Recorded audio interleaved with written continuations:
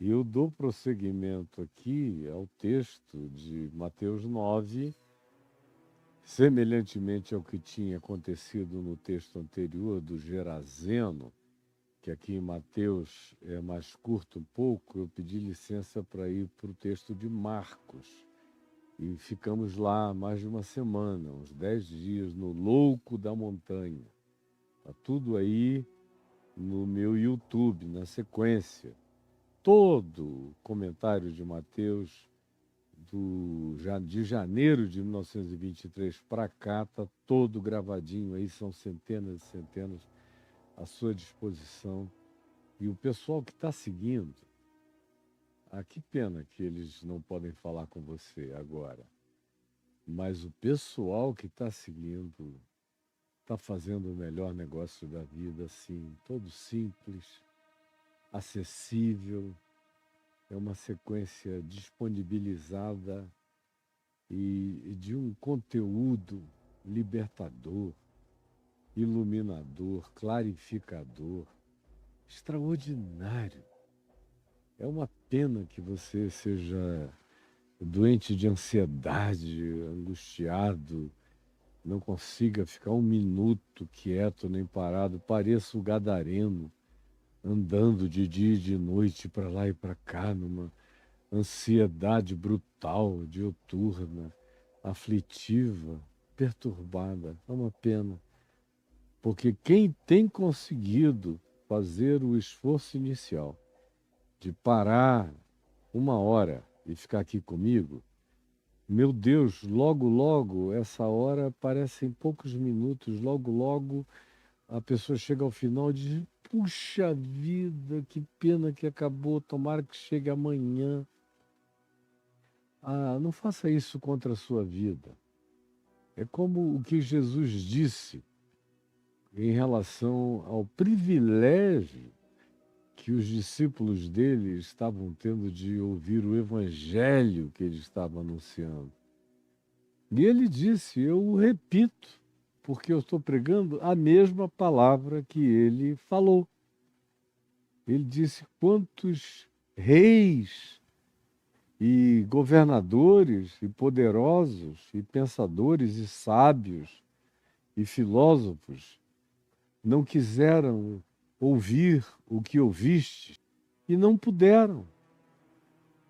Mas a vocês é dado esse privilégio de que a palavra do Evangelho do Reino de Deus, com toda a sua capacidade libertadora, seja plantada e produza em você e gere em você essa divina semente, esse DNA de Deus, esse gene espiritual do nosso Pai que está nos céus e que implanta na gente uma nova natureza. Isso não é papo furado, não é trucagem psicológica, é realidade espiritual validada por Jesus inúmeras vezes, especialmente quando disse: importa-vos nascer de novo, que é o que o Evangelho faz, esse glupt, dá essa virada, faz esse loop,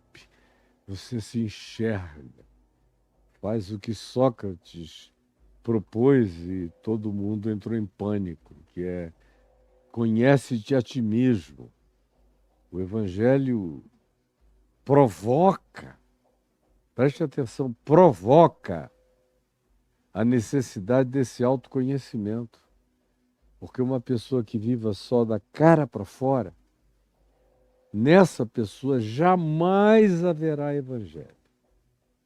Se você for um religioso que só se ocupa do que os olhos veem, do que as pessoas enxergam em você, e que vive de persona e de performances, e de apresentações, teatralizações, máscaras e presepadas, nada, nada, absolutamente nada de Jesus e do Evangelho, que é completamente profundo, que tem a ver com a transformação do ser humano interior, Portanto, você tem que se conhecer a si mesmo, tem que se encarar, tem que se enxergar, tem que se ver, tem que se abrir de dentro para fora, é como Jesus disse, quando falou à igreja de Laodiceia, lá no livro do Apocalipse, leia nos capítulos 2 e 3,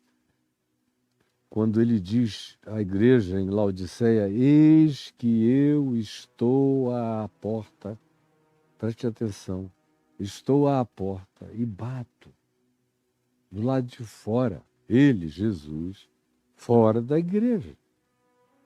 Significando dizer não apenas fora de um coletivo, mas fora daqueles indivíduos que formavam aquele coletivo arrogante, presunçoso. Eles tinham adotado a teologia do domínio, a teologia da prosperidade, a teologia da riqueza, a teologia dos favorecimentos, a teologia da grandeza, a teologia do supremacismo. Eles diziam: nós somos ricos, abastados, poderosos, conseguimos o que outros não conseguiram. E Jesus diz: em verdade eu vos digo que vocês são pobres, cegos, miseráveis e nus. E eu estou do lado de fora. Vocês estão no masturbatório interior dessa congregação, gozando a companhia religiosa, gloriosa, autoexaltada, triunfalista, uns dos outros e uns para os outros, enquanto eu estou de fora e bato.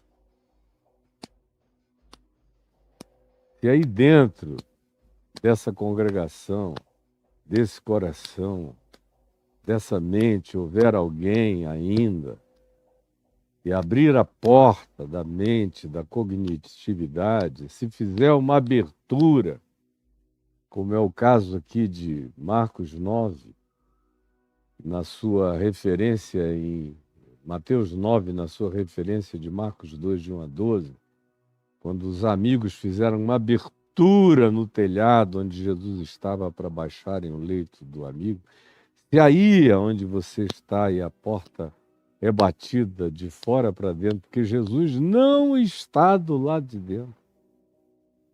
Você se diz igreja, se gloria de ser igreja, acha que tem privilégios superiores acima dos outros, mas Jesus diz: para mim, que te conheço, eu sei que tu és pobre, cego, miserável, guarde as palavras, infeliz e nu.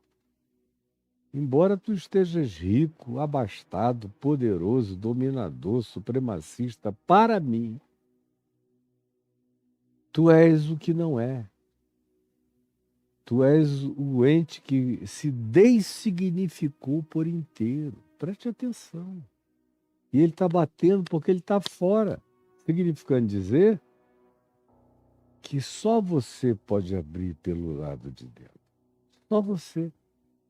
O resto é papo furado.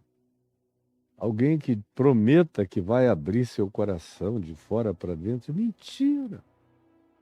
É só você que tem essa chave interior para fazer essa abertura, para que a necessidade apresente-se, apareça, deite-se na presença de Deus, como aconteceu na história desse homem, ajudado por aquela verdadeira igreja de 4, 5 amigos, acerca dos quais o texto de Marcos 2 diz: Jesus, vendo-lhes a fé, atendeu a fé deles em favor do amigo paralítico.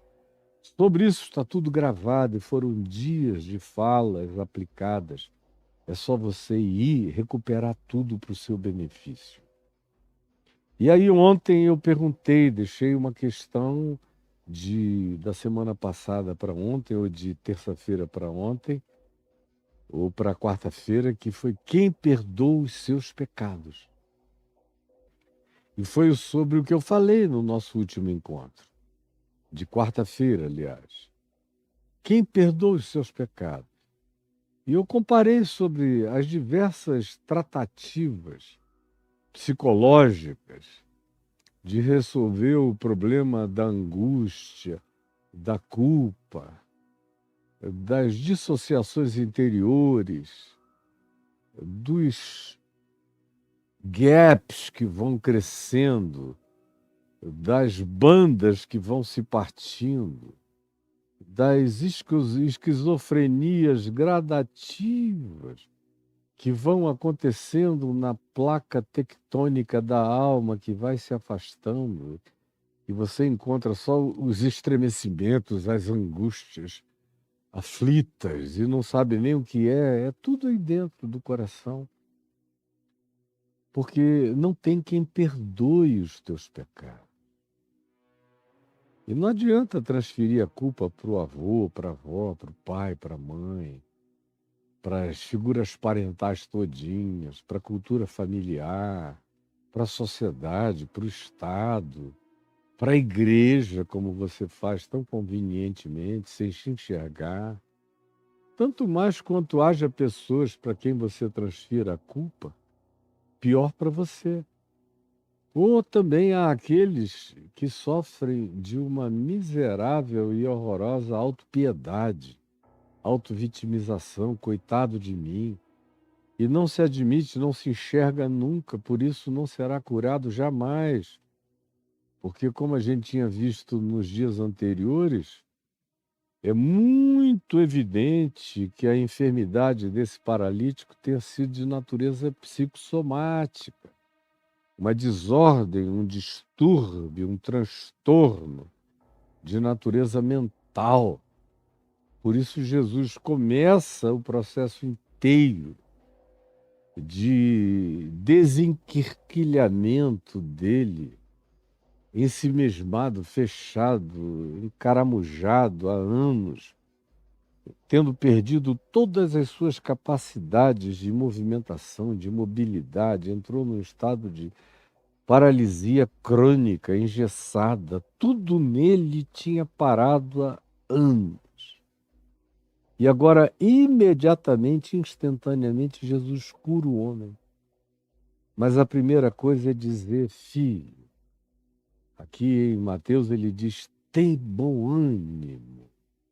Tem bom ânimo. Em Marcos ele diz, filho, estão perdoados os teus pecados. Aqui ele diz, você junta Marcos, filho, e aqui ele diz, tem bom ânimo. E ontem eu falei sobre o significado do bom ânimo. E como ele tem uma presença imprescindível nos processos das nossas curas. Vá ver o que eu disse na nossa última fala juntos aqui sobre o bom ânimo. E aí ele segue e diz, estão. Não é estarão, é estão, é já, é agora. E eu falei sobre o Cordeiro que tira o pecado do mundo, falei disso, que já aconteceu desde antes da fundação do mundo, do significado da cruz, e de como eu e você não estaremos perdoados, nem estivemos perdoados, nós somos perdoados. Todos os dias ele tira. É um presente contínuo, tira todo dia, tirou no passado, tira no presente, tirará no futuro. O pecado do mundo e do meu e do mundo inteiro. Repetindo outra vez, João, no capítulo 2, verso 1 da primeira epístola, filhinhos meus, não pequeis, mas se todavia alguém pecar, tendes advogado junto ao Pai, Jesus Cristo justo. Ele é a propiciação pelos nossos pecados e não somente pelos nossos próprios, mais ainda, o mais ainda que é o problema, mais ainda pelos do mundo inteiro. Tirou, tira, tirará, tirou desde antes da fundação do mundo. Quem perdoa os teus pecados? E aí eu disse que enquanto você não tem esse encontro com quem perdoa definitivamente seus pecados, tudo que você consiga não passa de paliativo, de pequenas melhoras, mas não de soluções definitivas, de pacificações perenes. Não vão acontecer em você.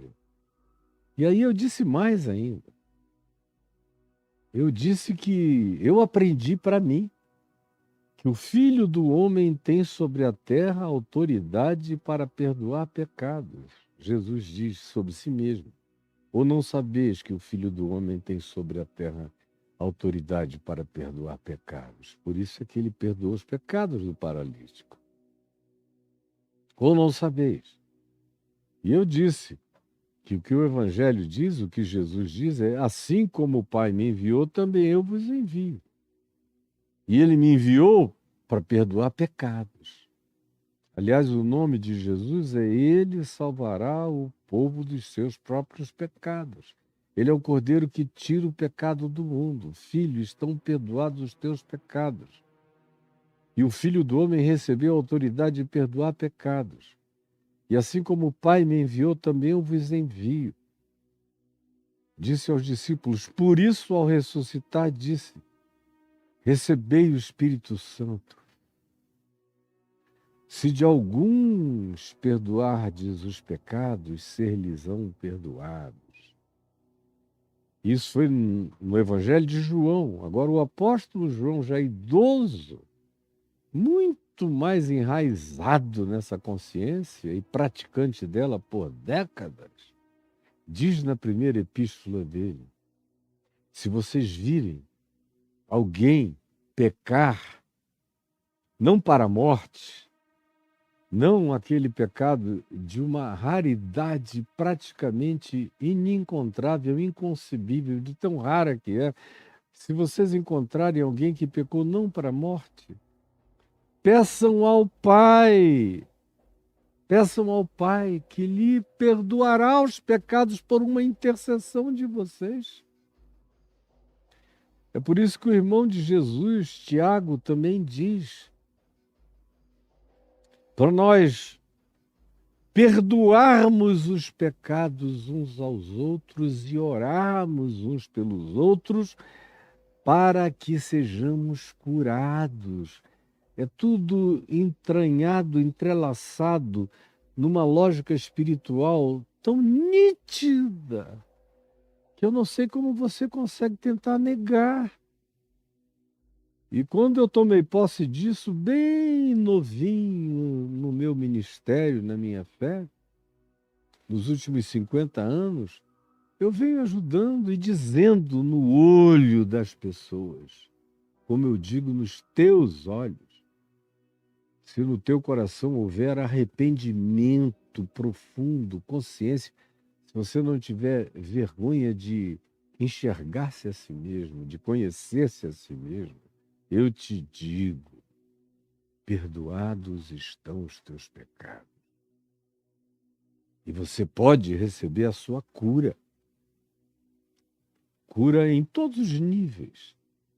Daquilo que a culpa acumulada, guardada, introjetada, nutrida, curtida, alimentada, adulada muitas vezes, realizou em nós, penetrando e indo das produções de sinapses enfermiças na nossa estrutura neural, na nossa alteração cerebral, provocando-nos convergências adoecedoras na própria estrutura neural do nosso cérebro, atingindo os nossos órgãos de choque, pele, órgãos internos, coração, fígado, rins, uma quantidade enorme de coisas que acontecem em nós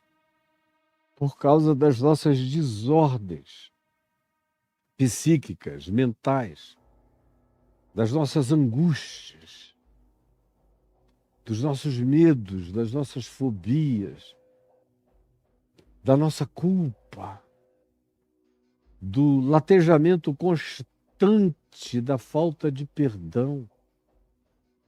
E como a gente não quer enxergar, a gente vai empurrando com a barriga, vai fazendo todo tipo de transferência para não ter que lidar com o fato.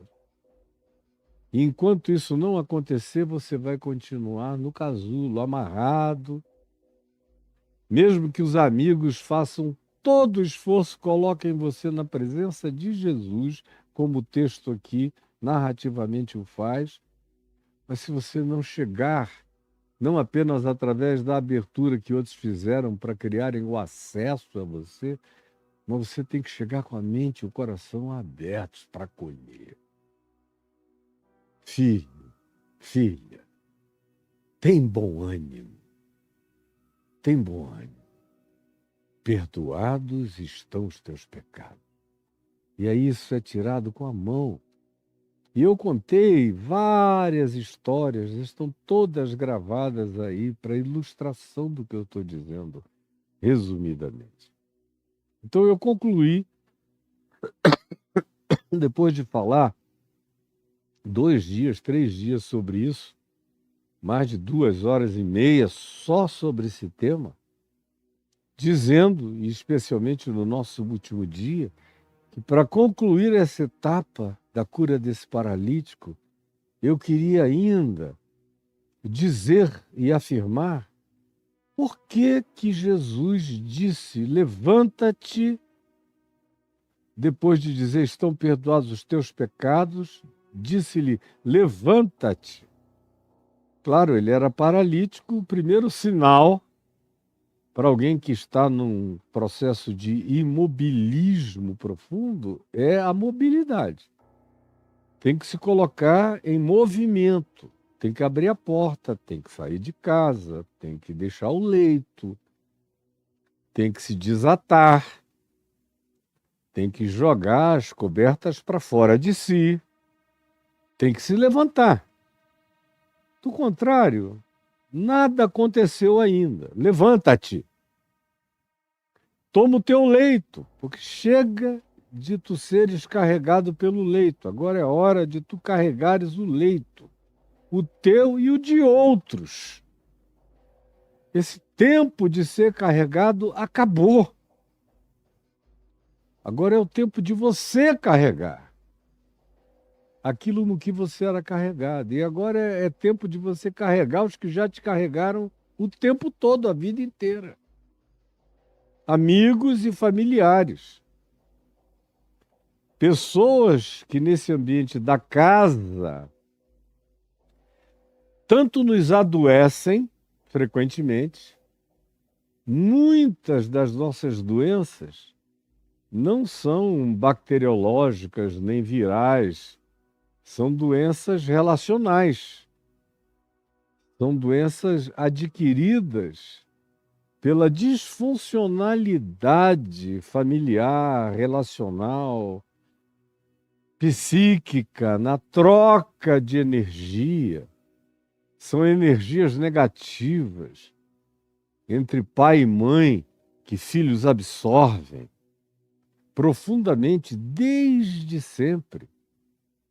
Desde o ventre materno, desde que eram fetos, já começam a absorver a energia da mãe, a voz grosseira, tosca do pai, ou a emoção amargurada, infeliz da mãe. Já vão envenenando os fetos no ventre. Assim como João Batista estremeceu de alegria, conforme a gente já viu aqui no início da exposição de Mateus, quando a gente falou de João Batista, está tudo aí gravado. Assim como ele estremeceu de alegria com a presença de Cristo, como embrião no ventre de Maria, assim também a gente adoece pelos ódios paterno-materno, das figuras parentais, os desentendimentos, as trocas cheias de energia, de antagonismo. seus pais eventualmente se casaram um contra o outro e se odeiam e se odiaram e vêm se odiando. E ninguém nasce num ventre desse e é embalado, quando é embalado num berço desses embalos agônicos, aflitos, ansiosos e infelizes de uma família que só promove essa aura energética negativa que vai fazendo mal a todo mundo e a gente vai absorvendo e absorve não apenas como impressão psíquica, com as suas negatividades, absorve em todos os níveis, que frequentemente a gente não consegue nem conceber que esteja absorvendo, mas está. A infelicidade familiar é contagiosa. Ela atinge mais e é mais penetrante, é mais pervasiva do que uma Covid-19. Ela passa. E não é preciso que um mosquitinho da dengue pique de um e leve para o outro, não. Passa o tempo todo, passa até quando a gente está calado, não está falando nada.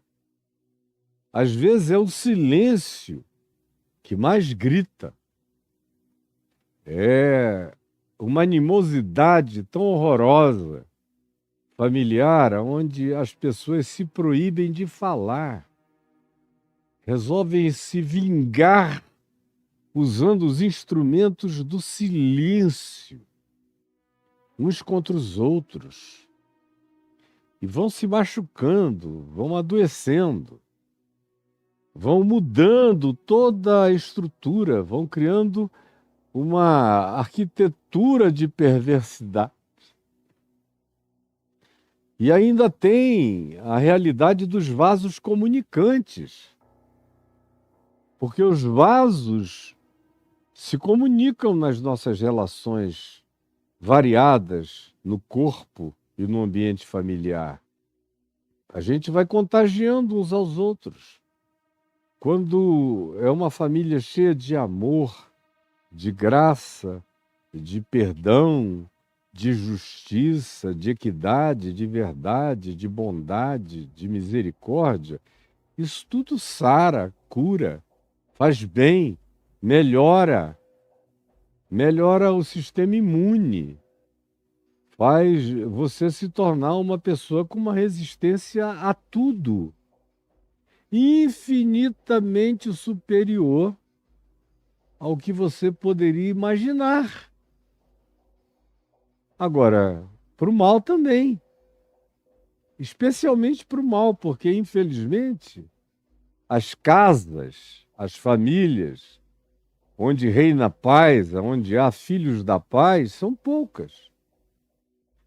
E Jesus enfatizou o significado da gente entrar numa casa onde haja filhos da paz. Ele disse em Lucas, no capítulo 10, aos seus discípulos: quando vocês forem andando por aí, de aldeia e em aldeia, não fiquem em nenhuma casa que nela não haja pelo menos um filho da paz. Se naquele lugar aonde vocês chegarem e vocês saudarem, dizendo paz seja neste lugar, houver a retribuição, a reciprocidade de olha bem, de um filho da paz, permanecer ali. Mas tem que ter pelo menos um lugar de ancoragem, pelo menos um espírito de luz, pelo menos um espírito de bem, do bem. E um espírito do bem não é um espírito Deus, pátria e família, é um espírito fé, esperança e amor, misericórdia, compaixão, fidelidade, bondade, mansidão, domínio próprio. Esse é o espírito da luz, é o espírito do Filho de Deus, é o espírito do Filho da paz. em relação a quem eu posso desenvolver um elo. A tal ponto que Jesus disse: se você chegar e não encontrar ninguém na casa assim, não fique aí. Não fique aí. E olha, ele não estava mandando pessoas aparentadas voltando para dentro das suas casas. Ele estava, em Lucas 10, enviando os seus discípulos, adultos e maiores de idade, para visitarem muitas casas e famílias, vilas e aldeias. Mas, dentre as recomendações, uma das mais importantes no que definia a estada, a permanência, o escolher o acolhimento de um determinado teto, de um telhado de aconchego, de um ethos, era que houvesse ali um filho da paz. E Jesus não está dizendo isso por dizer, não é uma condição moral. Ó, se tiver crente na casa, fica aí. Não, ele não queria nem saber disso. Ele sabe todas as coisas, mas do ponto de vista imediato, ele não sabia nem o que era isso. Conforme você imagina isso, para ele isso e nada. Era a mesma coisa. Ele está falando de paz real, de realidades que os principados e as potestades identificam, que os anjos enxergam, que os seres invisíveis penetram, que o nosso Pai que está nos céus reconhece. Ele está falando não de fachadas, mas de realidades profundas, que só podem ser medidas por sensores espirituais. Quando vocês chegarem, digam: paz seja nessa casa. E se vocês detectarem uma devolução da mesma vibração, da mesma frequência de paz, podem ficar aí. Do contrário, passem adiante. Agora, imagina quando isso tem a ver com família, com realmente seu pai, sua mãe, os seus irmãos. Tem que haver paz. Se não houver paz, se não houver pelo menos um filho da paz com quem você possa se aliançar, se vincular e se fortalecer para resistir o que vocês tenham que juntos resistir, não fique aí. Como se não houvesse, preste atenção, na casa do Gerazeno, foi aquele endemoninhado que antecedeu a nossa fala agora do paralítico na última semana. Um filho da paz, ou não houvesse na casa dele uma esperança de construção de paz, que ele não pudesse ser o primeiro porta-voz a anunciar aquela mensagem que era mais do que uma oralidade, é uma vibração energético-espiritual, psíquico-energético-espiritual, de algo novo que estava habitando o coração dele, Cristo vivendo nele, a paz de Cristo arbitrando nele. Jesus não o teria mandado para lá se ele não tivesse esse potencial de adubar esse lugar com as sementes daquilo que nele tinha florescido. A mesma coisa nesse episódio aqui. Tem muita gente a quem Jesus cura e ele não diz: volta para a tua casa. Ele só diz: vai para o teu caminho, segue o teu caminho. Encontra a tua vereda. Mas há alguns que ele diz: volta para a tua casa. Por quê? Porque são essas pessoas em relação às quais a família teve um poder essencial no adoecimento dessas pessoas.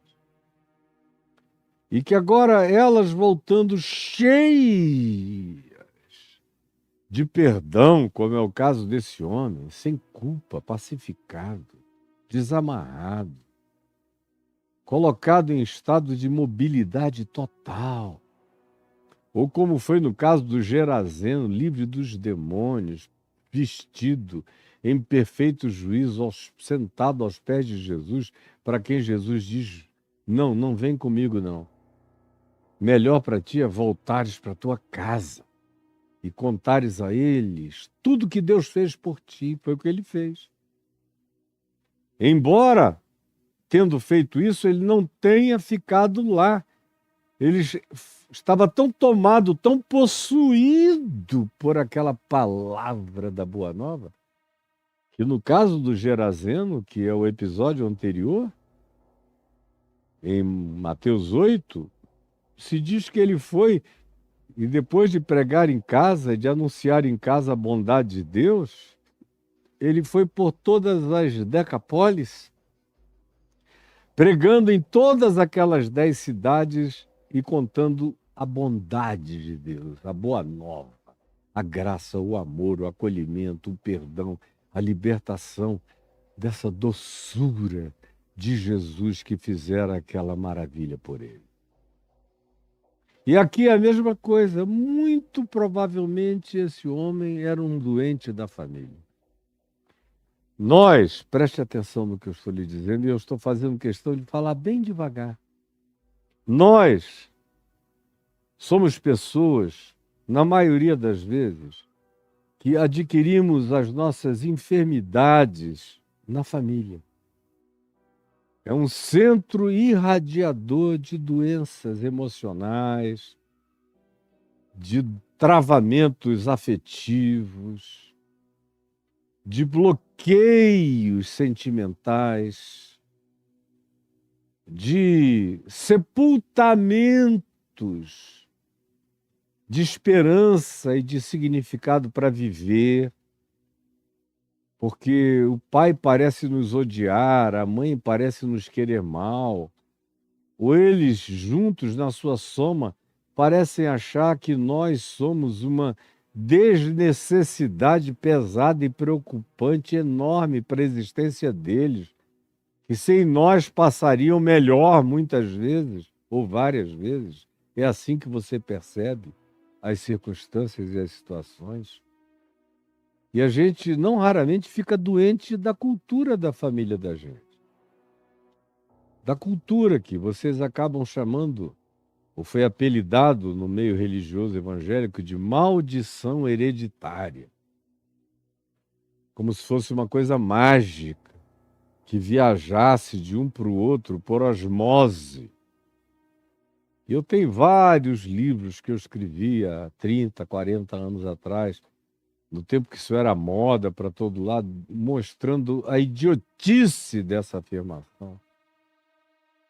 E que esses males não são curados com magia, nem com passe, mas com lucidez, verdade, compreensão, constatação, desconstrução do fenômeno adoecedor, daquela constituição cultural que às vezes vem de tataravô, de bisavô e bisavó, avô e avó, pai e mãe, vem adoecendo 3, 4, 5 gerações e atinge a gente. E não raramente a gente passa para outros, para os filhos da gente. E a sequência de infelicidades prossegue. E as pessoas ficam dizendo que é o diabo. Não, o diabo é a cultura da tua família. É a idiotice cristalizada. É o desamor enraizado. É a amargura como extrato da essência perversa de vocês. É esse ou é essa a poção maligna dessa feitiçaria que vai passando de geração em geração dentro da casa de vocês.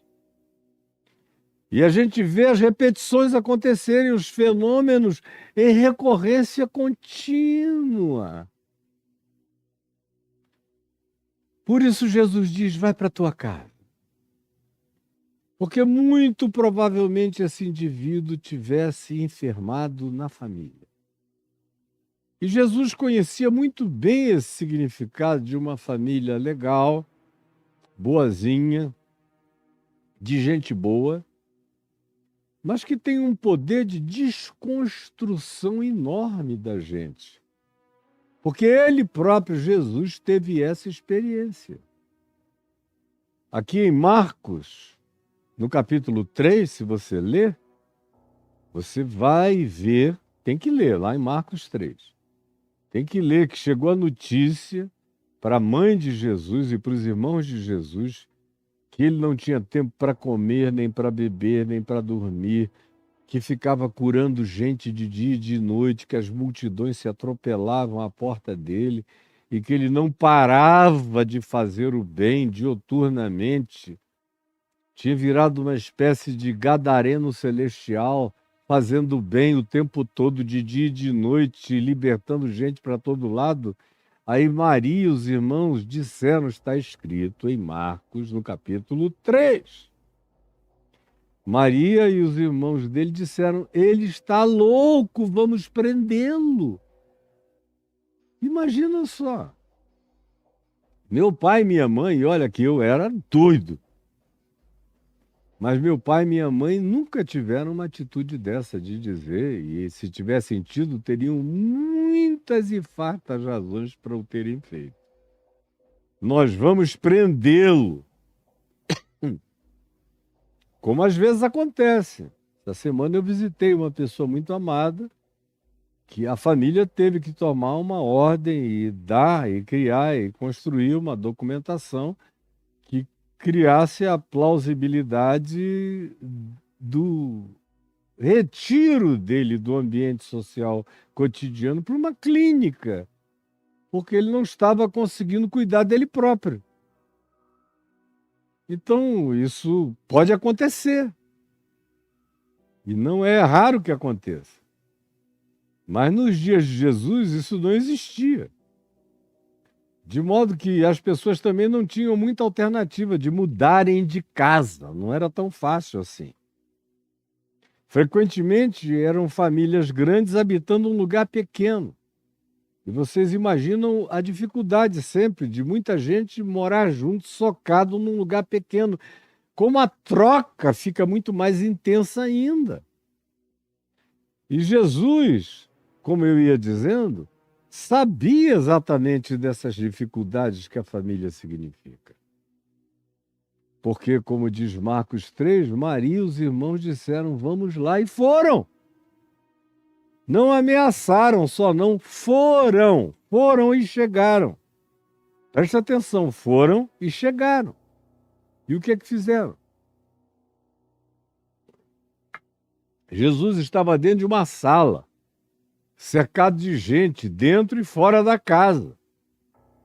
Aí Maria mandou um recado, dizendo, diz para ele lá dentro, que a mãe dele e os irmãos dele estão aqui fora mandando ele sair. E Jesus, sabendo de tudo, com todas as antenas ligadas e conectadas a todos os corações humanos, esperou chegar o recado. E aí o recado chegou. Tua mãe e os teus irmãos estão aí fora mandando que tu saias. Aí Jesus disse, quem? Há um sarcasmo aqui. Quem? A minha mãe? E os meus irmãos? Em verdade eu vos digo, e diz o texto, os textos do Evangelho. Os sinóticos todos narram esse episódio. Que ele, olhando em volta, olhou para cada mulher, para cada homem, para cada menina, para cada menino, para cada moço, para cada jovenzinha, para cada um naquele lugar, e disse, eis aqui meu pai, minha mãe, meus irmãos. Pois todo aquele que ouve a minha palavra e pratica a minha palavra, esse é meu pai, minha mãe, minhas irmãs e meus irmãos. Esse é a minha família. E Maria e os irmãos tiveram que dormir com esse barulho. E não há notícia alguma de que ele tenha saído para obedecer à demanda. O mais forte é isso. Eles tiveram que esperar o tempo que tiveram que esperar, e Jesus foi na direção deles quando foi apenas e exclusivamente no timing deles. Do contrário, era doença. Aceitar aquela ordenzinha mariana, aquela demanda dos irmãos, tem que vir aqui agora, e se submeter àquele capricho infantilizante, àquela vontade de controle, de dominação ignorante, aquela falta de consciência respeitosa para com a liberdade adulta de quem cresceu, não podia ser obedecida, senão a gente entra num processo que é apelidado de codependência familiar. É quando a doença de pai, de mãe, de irmãos começa a criar uma cultura e um elo e uma cadeia de um sistema fechado para dentro do qual a gente pula e dentro do qual a gente se coloca em estado de submissão. E a gente passa a ser dependente daquela volição coletiva adoecida. E fazer uma troca com essa vontade coletiva adoecida é adoecedor para qualquer um. De modo que Jesus não foi, eles tiveram que esperar o tempo, a hora, o prazo, o timing da adulteza do Filho do Homem para ir ao encontro deles. E se for diferente, faz você ficar dodói. Inevitavelmente. Lá em João, aqui no Evangelho de João, no capítulo 7, você vê o seguinte, está dito, que os irmãos de Jesus disseram: quem é que, tendo o que tu diz que tu tens, os poderes que tu tens, os feitos que tu fazes, as palavras que tu carregas, tendo tudo isso, fica fazendo os seus feitos em oculto, em aldeias pequeninas da Galiléia, de outros lugares distantes? Tu tens que ir para a capital, para Jerusalém, para dentro do templo. Se é isso que tu fazes, é mais ou menos o conselho de Satanás em Mateus do capítulo 4. Vai para o pináculo do templo. Vai para o átrio, vai para onde está o povo, vai para um lugar de visibilidade, vai e pratica o marketing da maior reconhecibilidade possível. Porque ninguém que, tendo o que tu dizes que tu tens, tendo isso, faz os seus feitos em oculto. E aí a conclusão do apóstolo João, que está lá em João, no capítulo 7, é a seguinte: pois, preste atenção, pois nem mesmo os seus irmãos criam nele. Pois nem mesmo os seus irmãos criam nele. É por isso que Jesus, escolado disso, não só pela experiência de todos os profetas e homens e mulheres de Deus no Velho Testamento e à volta dele, no mundo dele e sob a observação dos olhares dele, experimentavam e reproduziam e ensinavam a mesma coisa que ele veio a afirmar peremptoriamente, a saber, que nenhum profeta é profeta na sua própria terra, nem entre os seus, nem na sua própria casa, nem na sua própria família. É o lugar onde você é, por último, reconhecido. Por último, reconhecido é na sua casa. É o lugar da maior resistência. A família é um ambiente escatológico radical mais profundo que a gente tem, deixa eu lhe dizer. A família é um ambiente escatológico radical mais profundo que a gente tem. A família é um ambiente escatológico aduzindo as últimas coisas, aos extremos. Mais radical que a gente possa ter é a família. Quando é para o bem, nos cura, quando é para o mal, nos adoece mortalmente. Aí ele diz a esse homem: levanta, toma o teu leito e vai para a tua casa. Não é vai para uma casa, é vai para a tua.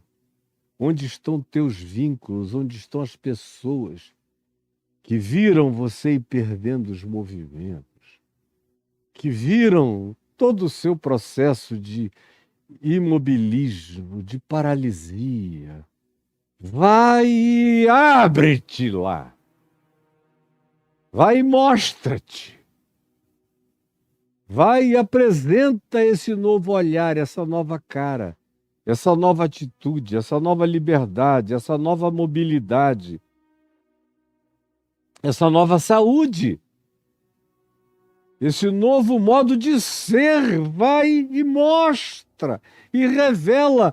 Abre as páginas do Evangelho da tua vida para que eles leiam nos teus atos a boa nova de Cristo Jesus escrita nas ações da sua existência e nas novas perspectivas do teu olhar, das tuas interpretações, da tua vida, das tuas posturas, das tuas atitudes, do teu comportamento, do teu caráter, que vai expressar essa boa nova, esse evangelho inscrito com fogo de esperança no teu coração. Volta para a tua casa. Vai para a tua casa. Esse é o primeiro lugar que eu tenho que ir, é para a minha casa.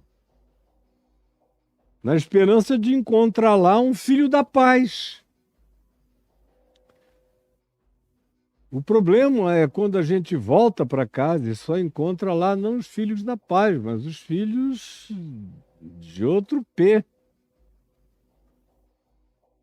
Que é uma pena. Mas ainda assim, eles têm que ter a chance de nos ver. Eles precisam ter a chance de nos observar. Eles precisam que nós demos a eles a chance de que o evangelho escrito na nossa vida, praticado pelas nossas ações, manifesto como atos da nossa libertação trazida por Jesus, seja por eles também percebido. O que eles vão fazer com isso é outra coisa. Se eles acolherem com alegria, e se eles, olhando para nós, enxergarem-se, se a gente voltando, eles nos virem como espelho que reflete quem eles são e daquilo do que nós ficamos doentes, como absorvedores deles, como para-raios deles, como nervo exposto deles, como ente de maior sensibilidade do ambiente deles, a ponto de que caímos naquele estado enfermiço e pecamos nós mesmos os pecados deles, coletivos, ou desenvolvemos os nossos a partir dos erros, equívocos, contradições, maldades, infelicidades e manifestações crônicas da ansiedade ou do desespero deles, que veio a nos adoecer e nos matar e nos fazer morrer em vida. Assistirmos cada dia da nossa morte se aproximando sem nenhum poder de mobilidade em qualquer direção que fosse. Volta para tua casa. Eles têm que ter essa chance de te ver. Agora, não chega lá gritando. Não chega lá como um crente, pelo amor de Deus, como um crente, um chato, um nervoso, um histérico, um maluco. Senão, não houve cura em ti. Houve só arrogância, presunção. Você não se enxergou, não se viu. Quando é Jesus que entra na gente, A gente volta em paz. A gente volta com luz nos olhos. A gente volta irradiando graça.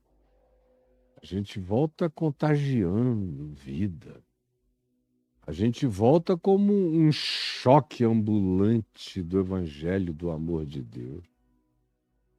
A gente choca como uma inegabilidade de que Deus de fato está em nós e que operou em nós e que nos libertou e que nos largou e que nos desamarrou e que nos empoderou para que a gente que andava carregado agora carregue. Para a gente que era levado agora ande leve. Para a gente que era amarrado agora desamarre. E a isso vai ser o melhor choque de possibilidade positiva que a minha casa terá, que a tua casa terá. Volta para a tua casa. O Evangelho, quando diz essas coisas, não diz por acaso.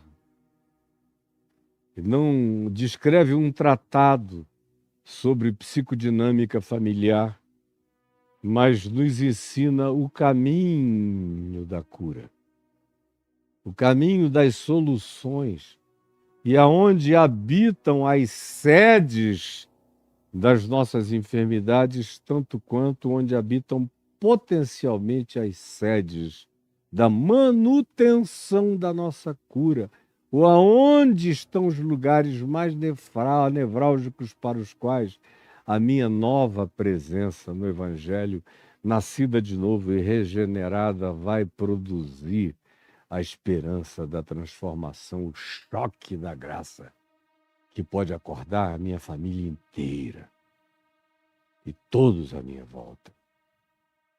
De modo que o lugar que me fez mal agora é invadido pelo bem que de mim emana, brota, eclode e jorra. É isso que eu desejo que você tenha entendido.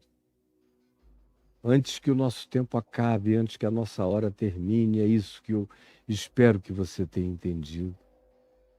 Volta, e ele partiu para sua casa. Volta, e ele partiu para sua casa. Essa é a primeira manifestação de obediência prática, concreta dele, ou uma das primeiras. A primeira foi tomar o leito, levanta. Segunda é toma o leito. E a terceira, volta para casa. É esse combo aí, de expressão de cura. Já não sou mais um paralítico, por isso eu levanto. Já não sou mais um impotente, por isso eu tomo leito. Já não sou mais uma vítima da minha família, por isso, curadamente, eu retorno para casa, levando e emanando graça e cura divina, esperando encontrar filhos da paz, irmãos da paz, paz da paz. Agora, se nenhum deles quiser, e eu senti que eles se incrustam e se fecham no imobilismo adoecedor que foi aquilo que no passado quase me matou, eu os abençoo e vou no meu caminho. Você não tem que ficar, como Jesus disse, tem que ter filho da paz para que algum telhado me sirva. Se não houver nenhum filho da paz, nenhum sinal de pacificação, depois de ter cumprido a minha parte de revelação da boa nova para esse lugar onde eu fiquei doente, se mesmo assim lá ninguém quiser, eu procuro o meu novo lugar, vou fazer uma casa para mim. Vou criar um novo ethos, um novo telhado de significado do Evangelho para a minha existência. Vou ressignificar um lugar como família, como casa para mim.